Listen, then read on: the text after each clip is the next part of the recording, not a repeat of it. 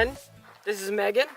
This is our bus, Kevin. It's named after the person that we bought the bus from. We were about a month away from becoming debt-free, and we were starting to kind of browse around online of different options, vintage trailers, tiny homes, a yurt, and then we stumbled upon this really cool Craigslist ad, very descriptive about this old prison bus mobile command center that had a generator and shore power and all of these different things already set up. The body was in really good condition. It was down in Massachusetts, and we, within a week, went down and saw it, toured it, met the really interesting gentleman who was selling it, and we were sold. So entryway area is not done yet. It's on the to-do list. Yep, we want to escape the cold of Maine, so that is still something we gotta do. Alright, so this is a retired prison bus. So as you can see, we do have cages left over in here.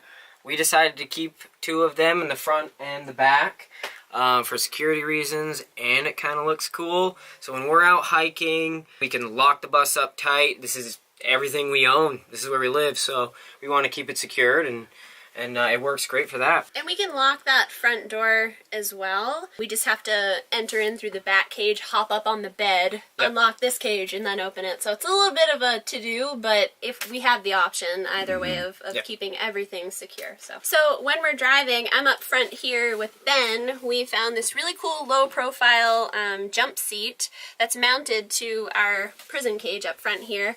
And it's wonderful. I get to see everything as we're driving, and our dog Moose, actually, we put his dog bed right up front here with us as well, so all 3 of us get to be up front watching and hanging out up there when we're driving. SuburbanSeats.com. Their customer service is amazing. They're actually like a female-owned company too. Small business, but we had it shipped within a day or 2. Yeah. And I believe it was about $300. Well worth it. I would do it all over again. Very safe seatbelt and everything. Yeah, as well. all quality. I'm actually going to upgrade my seatbelt because I just have the legal lap belt, which does nothing for you to protect your life. But right now, that's what we're doing. But you can get seatbelts from them. You can get all kinds of stuff, and they're fantastic. Yeah, okay.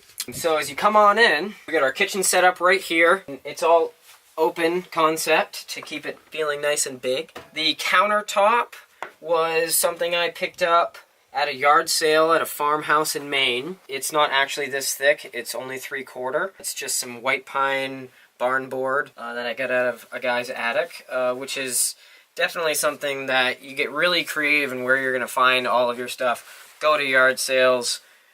You know, go to old estate sales, Craigslist. You can find some really cool stuff to make your bus look fantastic. Habitat for Humanity Restore was also a really good resource for us. Yep. Like with the cabinets, we built them all ourselves, and I put like different, cabinet handles on all of them, and they were, pennies on the dollar because we got everything secondhand. So. Yep. And it makes it a little easier. You don't have to buy sets of things, which they get pretty pricey, especially if you're going with and they kind of look like everyone else. So we wanted to, do some little elements that were very unique. And Ben used to manage a reclaimed lumber company, so we have many elements in here that are decades old, like the countertop, as Ben said, and also the floor, which is gorgeous and has its own character. That's a reclaimed factory maple floor from Longleaf Lumber. And basically it was an old maple floor in a factory. It got oil on it, it got destroyed.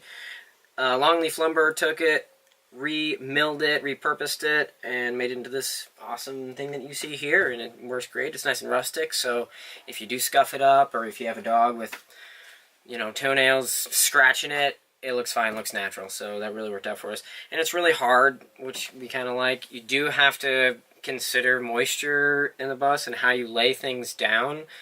We do have the floor insulated, so it's a floating floor, and then we have plywood down as a subfloor, which is tied into the walls with L brackets to keep things from moving too much, and it's all glued, and then we just laid the factory maple on top and nailed it down. We didn't glue it because I didn't want any cracking issues. Going forward, we probably could have, and it would have been fine because it's a narrow board, but if you go with any wide boards, gluing things down, you sometimes can get some checking that goes along the center of it. So I use Waterlux, which is an oil base. It's similar to tung oil. It's some people have used tung oil on flooring, but it's not very durable, and you have to put a lot of coats to get any gloss, and you're always trying to maintain it. Waterlux is a great tung oil product that is hard enough and durable enough for floors. You do have to recoat it, but it's also really easy to maintain. So after a while, things start to fade.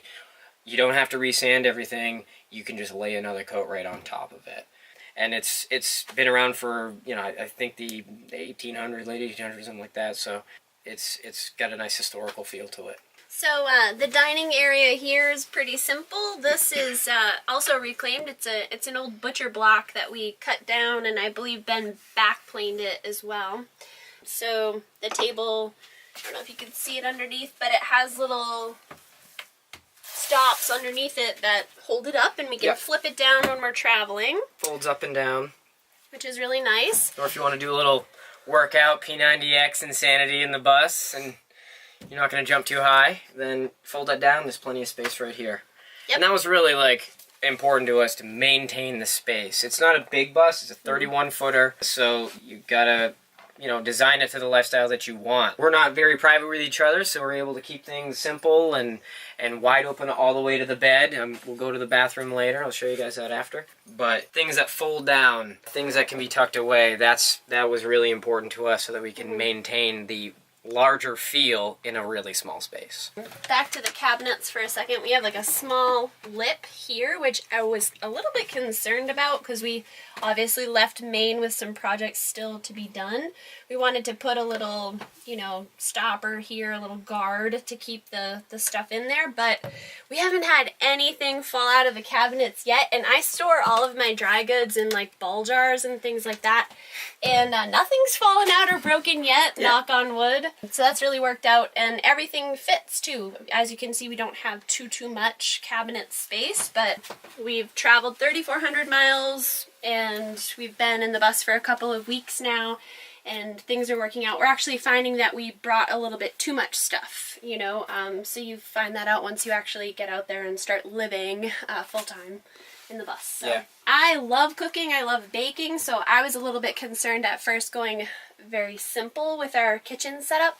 Maine, the state of Maine is very strict about ensuring a bus conversion like this, so we ran into a bit of trouble with that. Thankfully, we were on the beginning end of our conversion, so we were able to set it up accordingly. And so the one thing that they get really hung up on is having a full stove and propane and all of that stuff in your cooking area. So we decided to go for a very small butane, you know, cooktop like this, just one, even though we love cooking, because it's a way around it, and they're fine with that. It's totally okay. So I cook all of our own meals. We don't really go out to eat much, and I've been able to maintain the same diet that we would at home. Yeah. Pretty much. Probably even healthier. Minus the cookies and the pizza, because we don't have an oven. Yeah, I do miss cookies and pizza. I rocked both of those before at home. But yeah, so that's been fine, and this sink, actually I want to mention a little bit about that. So while we were building the bus this summer, we tried out a very small sink. It was, I don't know, 10 by 10 or something. It was square, like a hand wash sink. Yeah. We were like, that's going to be plenty. We're living in a bus. This will be fine. It was the worst. Like within a couple of weeks of attempting to wash dishes in something that small, we wanted to go for a bigger sink. So we found this secondhand. I think it cost us $5 or $8.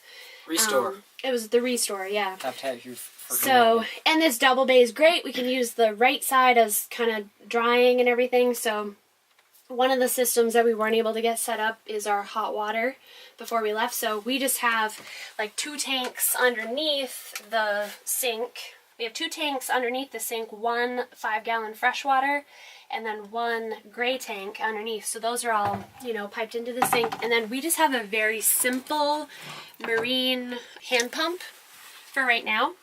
And it's been great. It's been fine for now. It works for now. You gotta heat up water for now, but, you know, that's... To wash dishes, yes, yeah. That's fine. Would it be better if we had a nice, large, you know, faucet that had hot running water at a moment's notice? Yes, but we'll get there. That's fine. I will say that having something like this has trained us to conserve our water. And when you're out here in Arizona, it's really important. You don't have streams or anything like that where you can fill up. So especially if you're boondocking. If you're boondocking, your water is very important, and we've found that we can make 5 gallons work for a couple of days at least. Sometimes 2 days. A little less if we decide to do a solar shower, but doing dishes with just a little bit, it's totally doable. When we actually get the faucet, I'm a little worried that we'll get so spoiled with it, we'll start using up all of our water.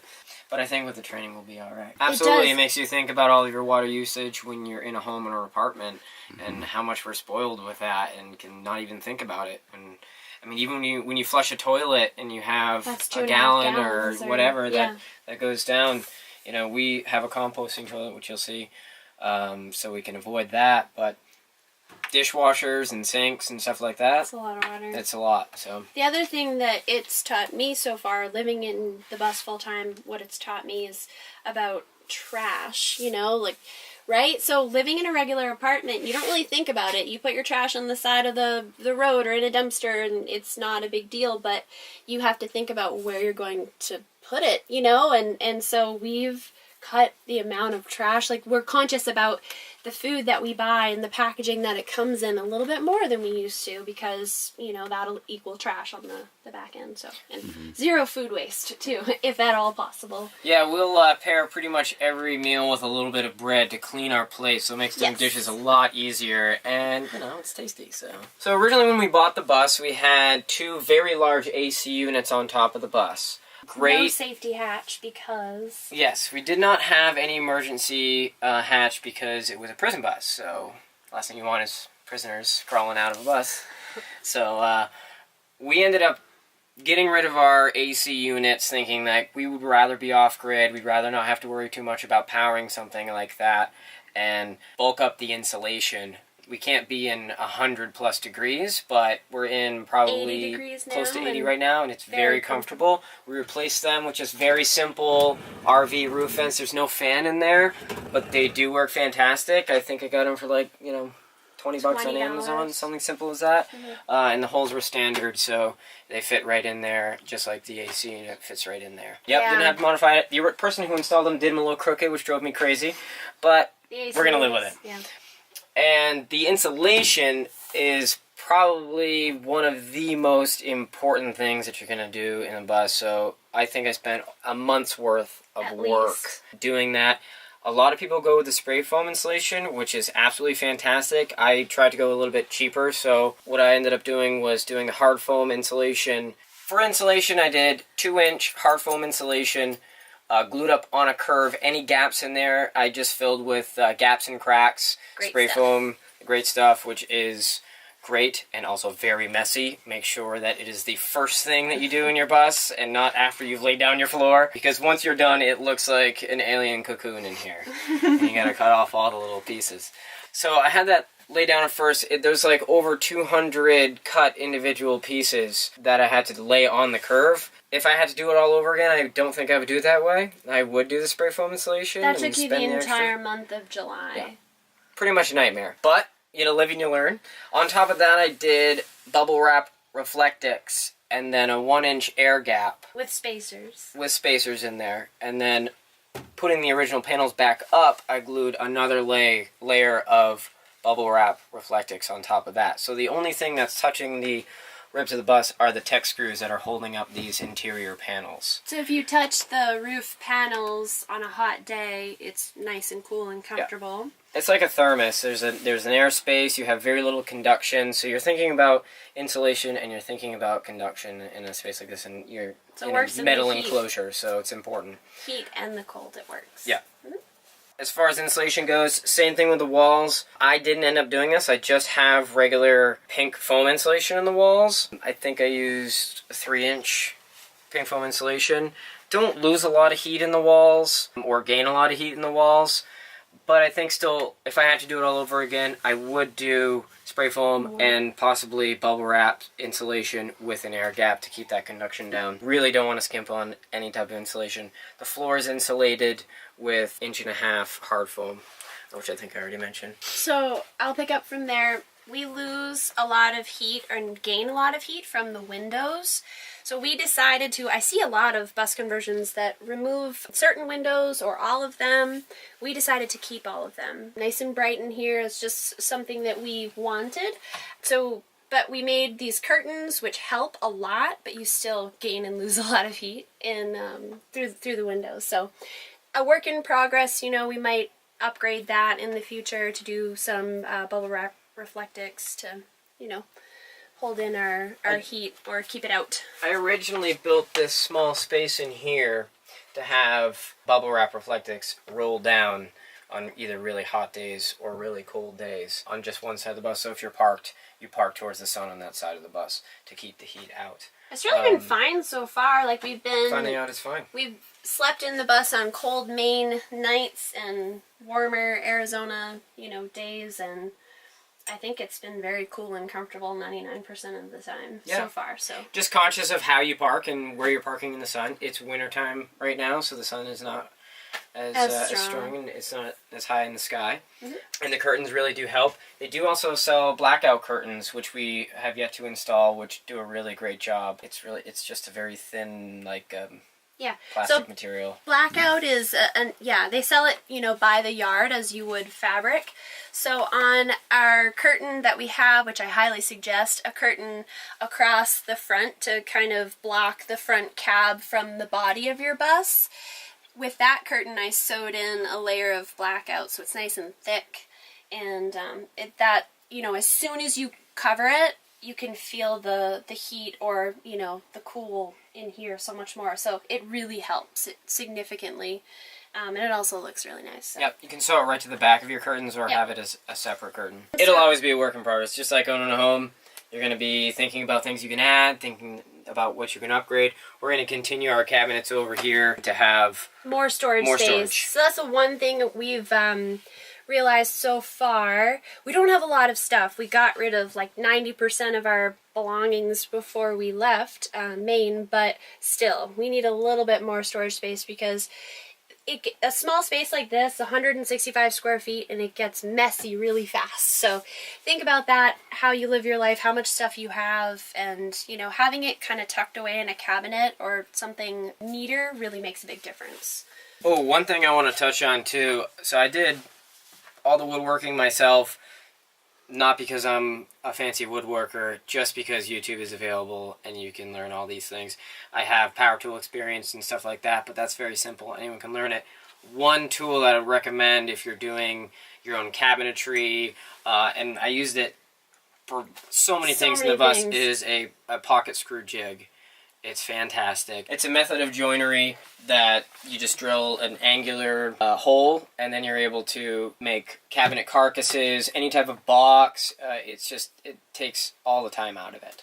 Everything. I mean, any built-ins, the cabinets, the couch, everything. Everything is screwed together. Pocket screw jig, yeah. If you add glue to that too, like that's another thing, your bus is going to shake and rattle, and hopefully never roll. So, glue, screw, everything you can. There's a lot of weight inside your cabinets if you're hanging them, so you have to make sure that you bolt them, not just to panels, but you got to go right through to the actual ribs of your bus. Mm-hmm. So that everywhere you can. Positioning really, dictates. Tech screws are your best friend. Use them, and overkill is definitely important. I didn't do any runners going in this direction at all. This is all just, the panels are just screwed into the original ribs of the bus. And so, like, these are secured at these points, and then also along here. These are put in with just your regular self-tapping screws as well. I see some buses that leave the metal like frames around the windows exposed. So we had extra flooring, so we used every bit of this reclaimed floor. So we used it on the window frames here, also with the face of the cabinets, and then also with the couch. So we'll move on to the couch. So I was mentioning that we used every foot of this reclaimed wood floor in other places too. So we used it on the faces of the cabinets and all of the window frames here, up and down. And then also on the couch here, I'll let Ben talk about how awesome this couch design that he found on, I don't know where you found it, but it's awesome. As with pretty much every tiny home idea, Pinterest and YouTube and all those fun sites, this is where I got the inspiration from that. But I use this here. Here, let's get this out of the way. So this is the couch. We're using it for storage mostly now, but it does pull out to a guest bed if anyone is brave enough to come stay in our bus with us. We had leftover flooring, pulls out like that, interlock the tongue and groove, and it also lifts up like a chest. So in your bus, you're always thinking about extra space. Anywhere you can store things. We have some books in there right now. But it's a really simple design if you do want to have a guest bed. It's just you're screwing every other slat to a piece of wood so that you have a stopper. And then you just screw it in. Here's a good example of that pocket screw jig in action. I used it for this as well. Everything looks more complicated until you start doing it. That's absolutely true. So for something like this, which looks intricate, it has moving pieces to it. Honestly, I had a hard time finding a how-to for this, but I did see a lot of pictures, and sometimes it boils down to just sort of inspecting the different pictures that you can find online of, you know, the little pieces and making up as you go. Oftentimes, once you start, most of the pieces inside this bus and most of the woodworking that's done starts with a box. Everything's a box, and you go from there. So this is a box with some tongue and groove flooring screwed to the top of it and simply interlinked. It's also over the wheel well, right? Yeah, you know, so we made use of that. You gotta cover stuff up. Space. The generator pops up a little bit underneath here, and the wheel well's over there. So you think about ways you can cover up the unsightly parts of your bus, but still make them functional. And create storage space at the same time. Exactly, create storage space. So, like, you know, you see things online where, ooh, that's a curve. Like, oh no, jigsaw. Simple. It's not hard. Once you get going, it's easy. You know, this, oh no, moving parts, not a big deal. You just put a piece of wood to keep everything from falling down here, and you screw it in this way. So this space is kind of, we left it open. We have a 75-pound dog, so that's kind of his bed area here. Ben and I made these little chairs too. This is a good example too of like something we found a tutorial online. We love these chairs. You can buy them, I don't know, $50 to $100, who knows how much they are. Different places. I know LL Bean carries them. But anyway, you can buy these chairs, top dollar, $50, or look up a tutorial online and build it yourselves. I think this is just a fun afternoon project that we did together. Took a day to make. I sewed the top and Ben made the wood bottom, so. Just stapled the fabric right to the wood and stuff. Pretty simple. And these are definitely online. You can probably find, in a simple search, 100 different ways to make folding wooden chairs. Yeah, way cheaper to make them yourself, so. Our table is lower than your standard table, so buying a chair wasn't, you know, a great option for us. We didn't have chairs for a long time because we couldn't find ones that we liked. We were like, do we do a stool? Do we do this? Everything was either too high or too short, so we made our own. Moose's dog bed area here, we left that area pretty open for him since he's so huge. And then we're moving over here to the wood stove, which is Ben's favorite part of the bus. He jokes around that he built the entire bus around the wood stove. So I was talking about how, you know, a large regular size wood stove obviously won't work for a tiny home, but we found tinywoodstove.com, tinywoodstoves.com. Yeah. And this little dwarf stove is awesome. We love it. So I'll let Ben kind of talk about the setup, and he built this really awesome hearth around it as well and reinforced it, so I'll let him talk about that. Yeah, so this definitely was a project. It has so much ambiance and homey feel, which was very, very important to us. Again, it's a tiny space. It's all we have, and the last thing we wanted to feel is like we're living out of a vehicle. We want to feel like this is home. Mm-hmm. So this little guy is a 4-kilowatt dwarf stove from tinywoodstoves.com. They make their own, which is the dwarf line, and they also, I believe, sell a bunch of other lines like the Hobbit and stuff like that. So they are a really great resource. It came with pretty much everything. I think you just had to buy one additional length of stovepipe. Yep, which was pretty simple. So like you don't have a standard pipe with a small wood stove like this, but you got to be careful not to mix up the I think this is a 3-inch or 4-inch diameter. You can find that diameter in a lot of hardware stores, but it's made for pellet stoves, and they can't handle the temperature of a wood stove. So we had this little bend custom made at just your regular wood stove shop. Very metal simple fabrication. Yep, it was just I don't know, maybe $40 or something like that. Not hard to find, and they can give you the right gauge of steel for that. And then going through your wall, especially with your insulation, you don't want to go through your wall and worry about lighting your insulation on fire. So you have to have a double-lined stovepipe, and this thing can be, you know, up to 300, 400 degrees, and you can still put your hand on this, and you don't have to worry at all. They provided the double line as well as the top, which we can look at when we go outside. It was a whole tiny home kit, which worked out very well for the bus. It's made to secure. It's made to be mobile. So I would definitely check them out. And the stove bolts right in too, so that's another thing. They're made to just not go anywhere when you're driving. It's another example of us kind of using what we had and as much secondhand as possible. The granite slab that you see it sitting on, we picked that up at a yard sale. It used to be attached to like this wooden kitchen cart. I think it cost us $20. So we pulled that off of it. I sold the wooden cart part of it, and we used the granite in here. So really worked out. But we're driving 55, 60 miles an hour, and this is a 100-pound wood stove, so you got to make sure you secure everything down everywhere. So the granite, you can just use a carbide bit, drill bit for that. Drilled holes into that, and then lag bolted everything through all the way through to the wheel well. There is plywood underneath here as well. And then the hearth, this was a tricky thing because this is actually hollow. This is fake brick tile.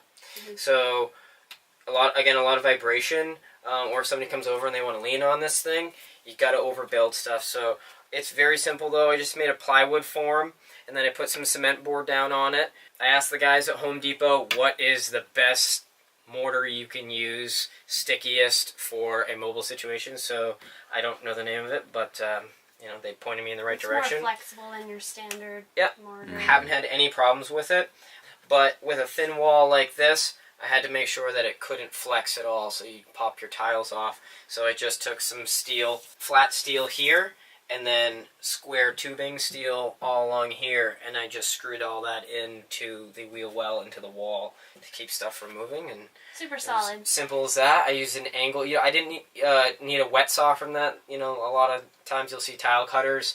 They can be very expensive. I just got a diamond bit for my angle grinder, which, if you're doing a bus conversion, you don't have an angle grinder, you're not going to do a bus conversion.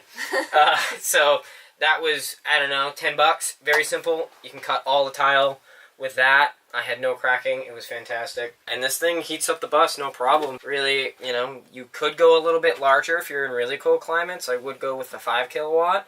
But, you know, and you'll get a longer burn time because you have a bigger box. But we don't plan to be in cold climates for very long, so. And then he has this really nice wood storage area to the right of the stove, so. Yep. Kindling in the box behind. Iron pipe. So yeah, those elements like the wood stove, like the couch, the chairs, you know, these little things that we've done ourselves really make it feel like home, and I think that's so important. I actually kind of had a bit of a breakdown right before we left on this trip because we had just moved out of our apartment. You know, this was it. Like, it wasn't just this thing we were looking forward to anymore. We were actually going to live in the bus, and it was scary. It's a little bit scary, you know, but within a day or two of, you know, actually reaping the benefits of all this hard work in this homey space we've created, it was awesome. It really was. Yep. Yeah. So now I'm sold. I'm totally into it. It's wonderful. Move on to the bathroom situation. It's one of the most frequently asked questions I get is, where's your toilet? And where's your shower? What do you guys do for that? Because we don't have any walls put up, so it's kind of a different, we went our own way with the bathroom situation. So I'll let Ben explain about that. We have a composting toilet. It is an air head. There is much debate about the air head and the nature's head. I think both are fantastic products. They're expensive, but I mean... Totally worth it. Totally worth it. And, you know, all in all, you don't need a black tank when you have a composting toilet. It takes care of all of that. Separates the pee from the poo. So you're not creating sewage, and it's as simple as when you stop at a truck stop, you can dump your pee down the toilet, and once the compost is done doing its thing, you can get about... We haven't gone through a full cycle of this yet, but I hear about a month's worth of full-time use with 2 people. You're going to spend, $900 to $1,100 for a really nice composting toilet, but you get all the components with it, and you don't have to spend that money on a black tank, so it's not that expensive. It's totally worth getting, and it doesn't smell at all. Because ever. An awesome fan. There's a vent that goes through, vents out the bottom of the bus. Would definitely be careful about where you put that vent. If you have any intakes or anything like that, any fans, just be aware of where that's venting out. And you also want to be aware that you're not creating any weird backdrafts when you're driving. So you want to have that negative suction continuing to make sure that you're not getting any weird wafty smells through it. But, you can literally open it up and there is no smell at all because that fan just keeps things going in it. The fan runs off our solar too, yeah. Fan runs off our solar. It's just a small DC computer fan, and that has to run 100% of the time. So make sure if you are hooking that up to your battery bank that you have enough battery power to make sure that that never stops running, because then the smell will happen. So it's really simple. This is our nightstand and our toilet. So I hear a lot of schoolies and conversion vehicles kind of joking about where their toilets are in their bus, and some people can make breakfast and sit on the toilet at the same time. Ours is our nightstand, and it's our toilet. Doors open up, that swings up. If you wanted to keep an open concept and still have privacy, we have considered the idea of just having some fold-up curtains that come up after you open, and you can have this a complete enclosure. What's great about keeping the original panels instead of doing wood paneling is that everything's magnetic, which it was the reason that we wanted to keep it. Aside from it kind of keeps the original look of the bus, which we like. And again, you can put magnetic curtains in your shower, you can do it in your toilet, and you don't have to sacrifice all of your space. It uses 0 water, aside from us doing a little spritz every now and then to clean it. So we have just a 40-gallon tank in the back for our fresh water, our drinking water, and our dishwater and everything like that, and it can last us 2 weeks, no problem. Yeah. So without toilet water, you can go a lot longer. This here is a work in progress at the moment, but again, the wheel well came out to here and we had to cover it up with something, and hey, we need a shower. Right now we have solar shower outside, which works fantastic, and even if you have an interior shower, gotta go with an outdoor solar shower as well. It makes life a lot easier when you're just doing a quick rinse. But this opens up to a Japanese soaking tub, which we'll show you later when we're done it. So basically, it's just a box and has a liner inside with a little seat and a drain at the bottom. If you open this up, there will be your faucets here, and if you want to take a shower, you can just sit in there and use the wand or hang it up and have magnetic curtains that will come up as well. If you're feeling luxurious and you miss home and the warmth of taking a bath, look into Japanese soaking tubs. They're a great option to have a tub in a very small space. Almost a little bit better because you can sit down and the water goes right up to your neck rather than having to lay in a long tub. So there's a little luxury that we weren't willing to sacrifice. So another luxury that we weren't willing to sacrifice on is the bed. So we had this awesome memory foam bed at our apartment before we moved into the bus, so we wanted the same situation. Queen size bed all the way and lots of storage underneath, so that's what we created here. The bus had these metal pole stand things, about 9 of them, with a top and a bottom, screw holes around each. I'm just drawing it in my brain right now, but anyhow, we used that as, the frame underneath the bed, and then built a wooden frame on top of it, and then the mattress just sits nice and tight right on top of there. So again, this was a YouTube video of somebody making a bed frame. There's probably 100 of them out there, but you just look up queen size, king size, whatever you're gonna have, and super simple. It's 2x6s, than I thought it would be. It's a lot. Very, very simple build. Video to do that. And then if you, like Megan was saying, we did have some neat metal stands that we used to hold the bed up, but it's as simple as using something like iron pipe with the little tops and bottoms, screwing that in. That can hold your bed in place, and then you just want to make sure you also screw it to the walls to keep it from shaking when you're driving. So the bed, you know, is kind of our dog goes up on there sometimes. It's a very comfortable place for us to feel like we're at home, so we love it, you know, and eventually we'd like to build I see some buses that have like, you know, bookshelves and some storage space at the foot of the bed. I love that. So this summer we're thinking of adding that space over here because we do have some kind of dead space at the foot of the bed, so storage opportunities there. So underneath, I love this part. So we downsized our clothing so much. I probably only kept about 10% of what we owned. So we each have made these really nice flush drawers, which again, one of those projects that seemed a lot, you know, more complicated, but once he did it, I was like, wow, that's, you know, just a box. It came out really well, and it's just a box. So anyway, we have a his and hers, you know, that holds all of our clothes right there. Slides out to about there. Slides right out.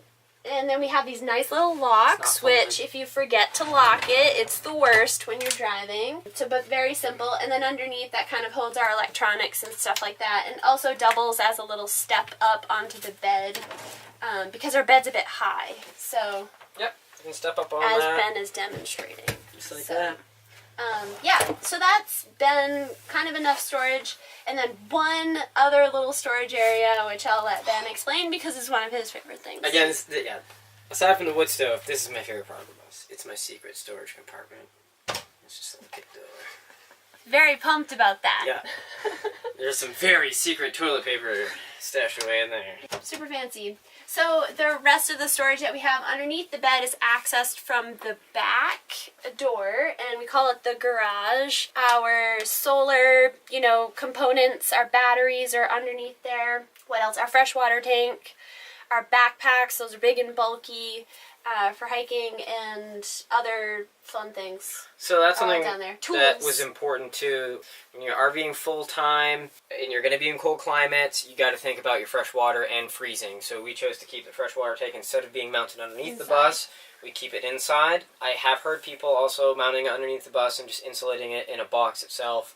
You can be as simple as putting a light that shines at it, which will keep it from freezing. But if you're going to be in really cold climates for any lengthy period of time, you're going to get freezing problems. Mm-hmm. So we keep that underneath the bus there. It is not all plumbed into the sink yet, but when it is, another aspect of keeping things from not freezing is that we're just going to have some exposed pipes that go across the top. Sort of just play off that industrial look that's very popular and looks good, and you can always hang stuff on it. Okay, so at first we thought that we would be able to survive off of a Yeti cooler. Definitely can't. That only takes you so far. So we actually got a smallish fridge, which holds everything that, I mean, and we're big on healthy, you know, I cook all of our own food and everything. We cook all of our own food. So it's been completely sufficient. It has a tiny freezer, which doesn't work that well, but that's okay. And it runs off of our solar. So that's really wonderful. I think we got it at Home Depot, again, like a sale thing. I believe it was about $100. $100 for a small fridge like that, and honestly, some people ask about the propane electric hybrids, which are really great, but propane makes me uncomfortable, especially because I have a wood stove in here, so simple as running a tiny dorm fridge off some solar. Works great. Works great. So for our drinking water, we keep this Berkey water filter filled all the time. This is wonderful. I believe it was about $300. A little bit pricey, but wow, it can filter out just about anything. We put all kinds of different, you know, water sources into it, and it generates the most delicious water ever. So we always keep this full for our drinking water, and then the fresh water that we get from, you know, wherever we are, we use for dishes and things like that. So the Berkey is wonderful for drinking water. That thing they use that in third world countries, and it honestly can filter out the nastiest looking water. The way we test it to make sure that the filters don't need to be changed is you put food coloring in your water and it'll filter out the food coloring and come out clear. So that's the kind of power that this thing has. The filters last about 6 months to a year depending on your usage of it, and we've never had to change them yet because we're not going like wild with it until right now, but it's definitely worth the price that it is. Mm-hmm. So when we bought our bus, it was this kind of scary shade of black /red/dusty rust. The condition of the paint was pretty good. There was just surface rust, nothing, no pitting, no holes or anything like that. So that was one of the major reasons why we purchased this bus, was because the body was in such good condition. But we knew that we had to paint it. Like from day one, we were not going to accept the way that it looked before. So we at first thought, okay, we'll do the interior conversion and sub out the painting part. So we got 3 quotes. All were within the range of $9,000 to $12,000 minimum to get the bus painted, and that was even with us doing some of the prep work ourselves. Yeah, that did not include any body work at all. So and you're talking $15,000 for a professional job. All in, exactly. So that wasn't something that we were willing to put in. So we started to think of ways that we could paint the bus ourselves, and what we realized is that it would just require a significant amount of elbow grease. Not as much as we ended up putting it, or we didn't anticipate how much work it would actually be. It probably took us, we just worked on weekends because we both had full-time jobs during the conversion, so we just worked on weekends, and it was in pretty favorable temperatures, and it required both of us, 10 hours a day of meticulous sanding. Ben did a lot of Bondo. I did some Bondo too.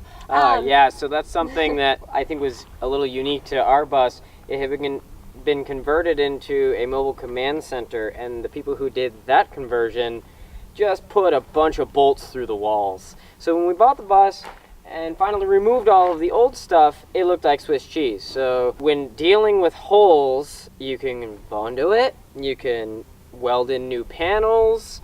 We didn't have anything big enough to require welding at all, so we used like metal and forced Bondo. Yeah, so there is the basic like bodywork pink Bondo stuff, which is a great product, but I wouldn't recommend it for an application like this, because it will crack over time and you'll have a ruined paint job. So I ended up you can put sheet metal behind the hole on the interior side, and then there's this metal reinforced Bondo.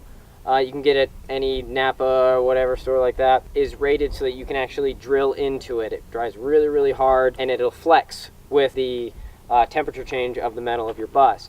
That stuff is fantastic. I use it on all the holes. I would absolutely recommend it, and I haven't had any cracking issues on our paint job at all. So that was part of the prep month, I guess I'll call it. It was a real test of our marriage / the whole bus life thing in general. That I reached a breaking point on one day, I remember, where I was like, I don't think I can do this. I'm covered in sand and dust, and we've been doing this for so many hours. I don't think I can do this. But then we got to the weekend where we were actually going to paint. So we went to Napa Auto Parts, and we went with a 3-part automotive paint, the primer and then the color coat. This is my favorite color on the planet, by the way. I like to be surrounded by it. I went with automotive paint. We bought like kind of a cheapish sprayer, a spray gun. I see some people rolling, some people spraying.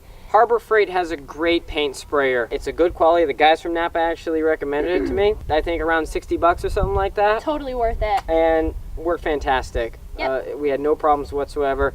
Biggest thing if you're going to be using a paint sprayer is make sure you have a good compressor. You don't want a tiny pancake compressor. If you got to borrow somebody's larger compressor, really important, because you will start to lose your pressure fast, have to wait. Uneven. And it's all about timing when you're doing a job this big. So there was 2 of us, just Ben and I on the paint day. So I was kind of like the mixer, and Ben was covered in a Tyvek type suit and doing all of the spraying, and I was prepping the paint and feeding it in, because the sprayer itself wasn't very big, so we had to refill it several times. And we were like running against the clock kind of thing. If you are lucky enough to be able to paint your bus in a clean room, wow, hats off to you. That's so awesome. We had to paint it in like a sand pit. It was a sand pit. Yeah, it's kind of parking lot, kind of like this, but I know, it sounds like every professional painter in the world will be like, what? In a sandy place? That's totally stupid.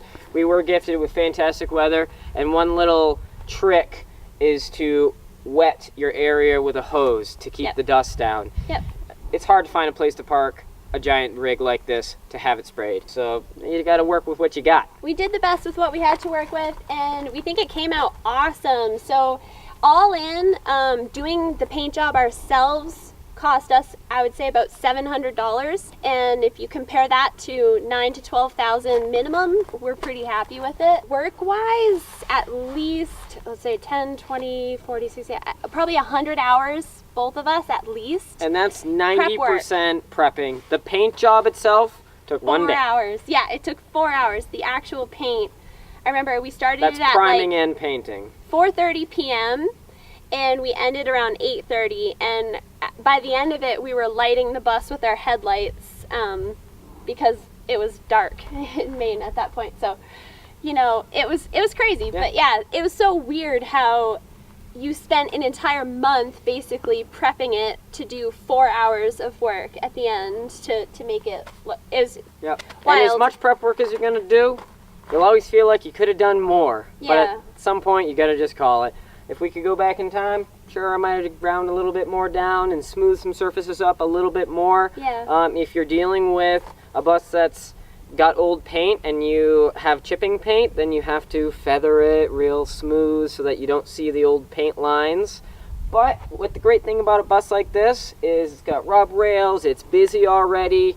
No one's going to be looking at it with a magnifying glass, so don't stress about stuff like that. Right. It's more about protecting it. That's what we were really concerned about, because we had the bus for over a year before we painted it, and going through a northeast winter, you know, I don't know, we wanted to protect it, so now we feel like it is, and we're really happy with it. So you get the paint job done, but there's still quite a bit of work after that, because you have to take off all of your hardware before you actually paint it. So we kept all of our original hardware, and we used rust reformer. We probably used, I don't know, 10 cans of this. It's a black Rust-Oleum product, rust reformer. So I just did that on all of our hardware, and then a nice coat of black gloss, because the actual hardware was in rough shape, but it's better than buying brand new stuff. And we have plenty of mirrors. So we drove it all the way across country, and Ben's super happy with the mirrors, I would say. Yeah, when you're driving something like this, it's not like your new RVs with the awesome views and the curved glass.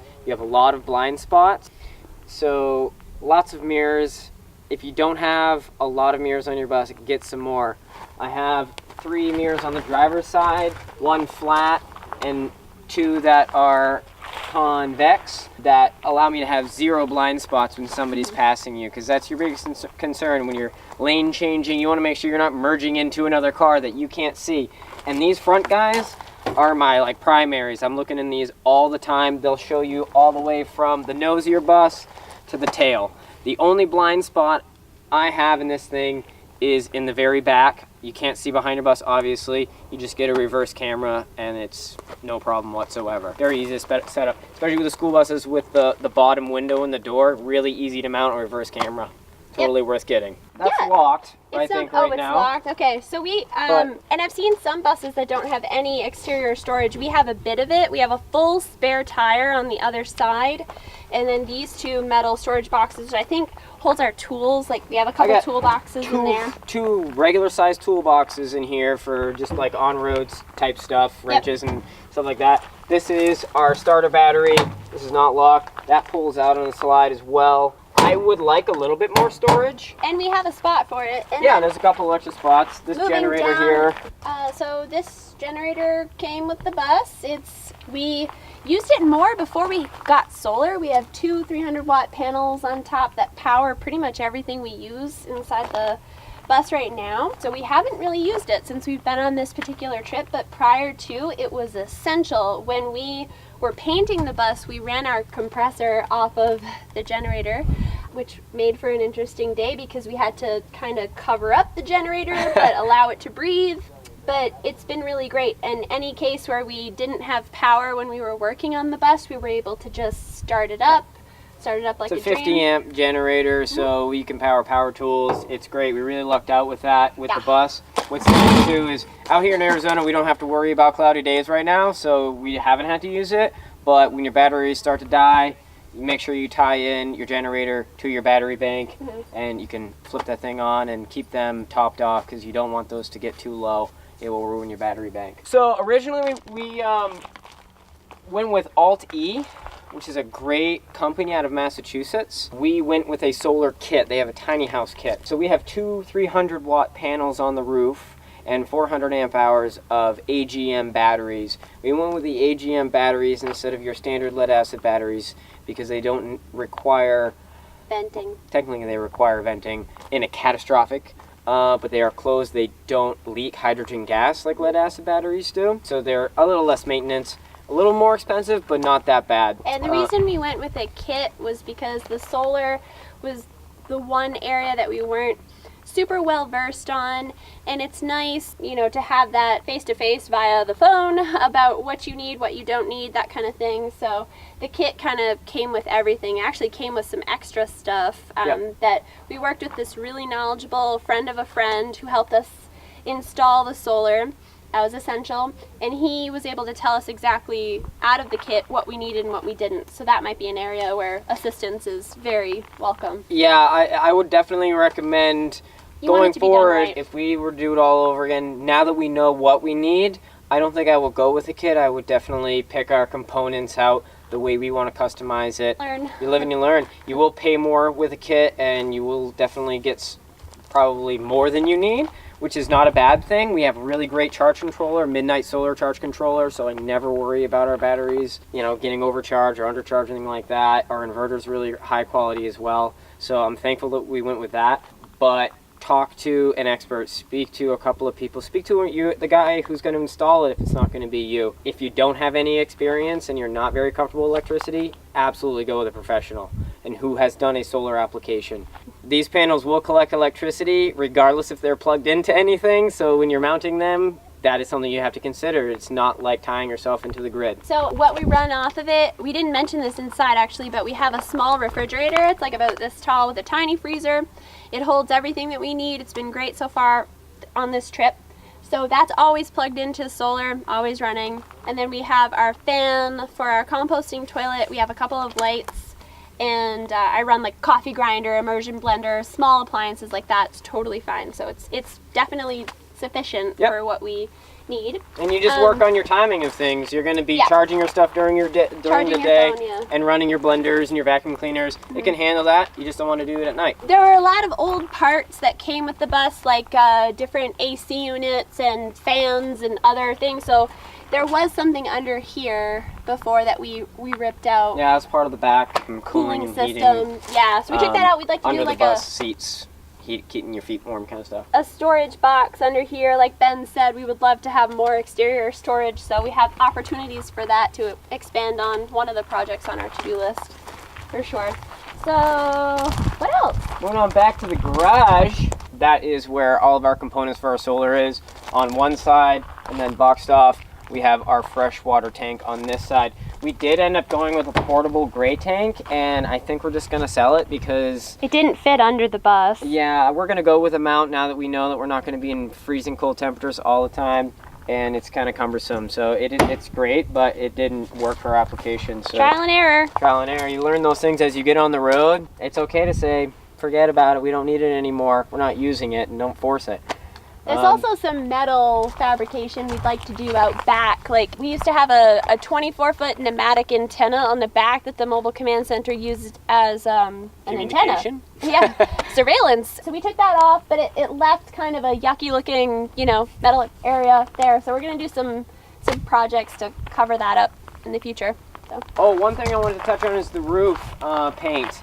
We just painted it white with a roll-on Rust-Oleum. We didn't spray the roof because no one's going to see it, and we didn't want to waste all that time and energy and money on using auto paint for the roof.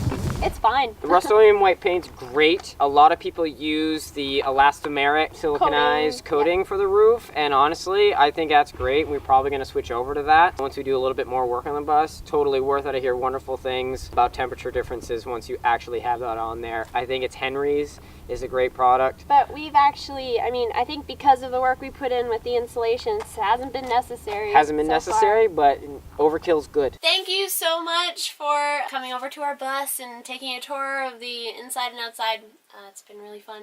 So we're on Instagram at Wild Drive Life, where we post all kinds of random things, interior, exterior, a lot of photos of my dog and hiking and all that stuff. But something that we really focus on is being debt-free. We're super passionate about it. When Ben and I started this whole, dream and process, we had about $100,000 of debt, student loan and vehicle debt. We paid it off. We made a plan and paid it off in 3.5 years, just working our tails off and implementing some different, lifestyle changes. So it's something that we're really passionate about and would love to share in a bigger way. So that's part of this. It's not just about the bus for us. It's about that message and delivering it. So I have a website, thewilddrive.com, and we're also going to start a YouTube channel focusing on the financial elements and how this whole lifestyle can be feasible and enjoyable, and you can live large in a small space and see wonderful places And live free. Live free. Because you're not free until you're debt free. So the links will be in the description of our social accounts and our YouTube channel and our website. So please check it out. Thank you again. Thanks for coming.